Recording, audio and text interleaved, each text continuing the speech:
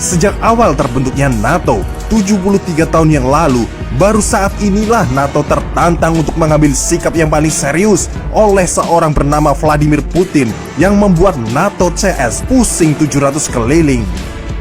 Vladimir Putin sebagai orang pertama yang berani menantang para elit global yang menata tatanan dunia ini, di mana tatanan barat sudah menjadi kebenaran dunia menurut mereka, dan mereka boleh mengacak-acak negara mana saja dengan alasan-alasan dan pembenaran-pembenaran versi mereka sendiri.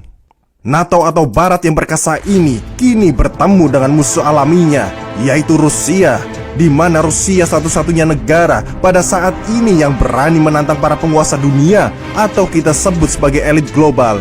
Tidak cuma sekali dua kali kedua raksasa ini berhadapan, seperti di Suriah, di mana barat akhirnya gagal menggulingkan Bashar Assad, serta Rusia berani secara terang-terangan menuduh barat melakukan kejahatan perang di Timur Tengah, termasuk di Palestina.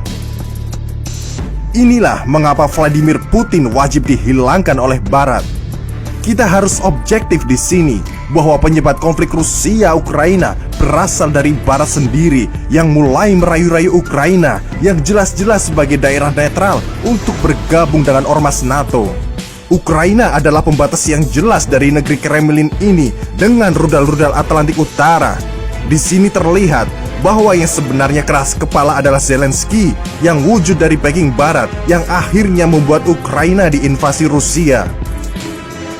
Sahabat bagi-bagi, seperti yang disampaikan oleh Vladimir Putin, apakah Amerika terima bila Rusia memarkirkan rudal-rudalnya di Meksiko atau Kanada? Dan Putin adalah satu-satunya negara atau kepala negara yang berani bicara dan kritik keras terhadap barat, di mana yang lainnya sudah membisu atas semua tingkah arogan mereka. Ketidakmasukakalan Zelensky ini sudah menjadikan tanda tanya yang jelas apa yang diinginkan Presiden Ukraina tersebut. Yang sebenarnya Ukraina akan tetap baik-baik saja walau tanpa bergabung dengan ormas NATO. Dan sekarang apa yang akhirnya Ukraina dapatkan? Justru ini adalah keputusan provokatif yang membuat sang beruang merah keluar dari kandangnya. Akibat kekonyolan Presiden Ukraina bisa kita lihat dengan jelas rumah-rumah hancur dan 10 juta jiwa mengungsi. Walau ini adalah ulah invasi Rusia, tetapi Zelensky sebenarnya bisa mengambil keputusan bijak agar tidak bertumpukan dengan negara Rusia tersebut. Padahal sebelum terjadi invasi, Rusia sudah berkali-kali mengingatkan Ukraina akan mengambil tindakan yang tegas untuk keamanan negaranya bila Ukraina kekeh ingin bergabung dengan ormas NATO. Dan ormas NATO pun tidak akan menyangka bahwa gertakan Rusia tersebut akan diaplikasikan dengan segera. Sahabat bagi-bagi, dengan melihat Rusia yang ternyata tidak diam saja dan berani menghadang NATO, saat itu juga Putin sudah dianggap tokoh yang harus disingkirkan. Mulai dari persiapan kudeta, tetapi gagal, hingga rencana-rencana pembunuhan Presiden beruang merah tersebut. Sosok Vladimir Putin pada saat ini juga mempengaruhi dunia, di mana Eropa, misalnya, banyak warga yang sudah mengeluhkan akan efek pertempuran ini akibat dari langkanya sumber energi seperti gas dan minyak, dan ketokohan Putin yang dianggap keren dan berwibawa yang membuat sebagian masyarakat dunia mulai mengolok-olok barat. Ini tentunya merisaukan sang raja, di mana efek dari opini akan memberikan semua tindakan salah benar menjadi standar ganda. Tidak hanya sampai di situ saja, ormas NATO dengan kekuatan terbaik mereka saat ini memang sudah tidak perlu rival lagi di dunia ini. Maka Rusia wajib dihapuskan sebagai satu-satunya pengganggu dan Ukraina lah sebagai pemicu.